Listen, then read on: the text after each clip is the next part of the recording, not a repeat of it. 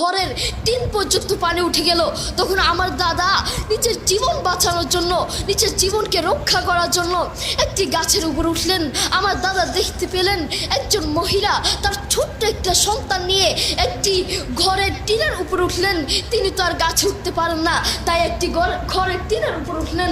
আমার দাদা দেখতে পেলেন পানি যখন আস্তে আস্তে বাড়তে লাগলো, পানি যখন আস্তে আস্তে বাড়তে লাগলো, তখন ওই মহিলাটি চোখের পানি ছেড়ে দিয়ে তার সন্তানটিকে উপরের দিকে তুলে আল্লাহর কাছে বলছে, হে রব, তুমি আমাকে নিয়ে যাও, কোনো টেনশন নাই, কোনো সমস্যা নাই, কিন্তু আমার এই আদরের সন্তানটাকে বাঁচাও, আমার এই কলিজার টুকরো সন্তানটাকে বাঁচাও। আল্লাহু আকবার।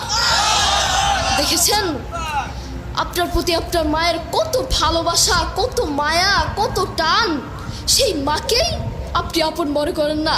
আপনার প্রতি আপনার মায়ের কত ভালোবাসা, কত টান, কত মহব্বত, কত মায়া।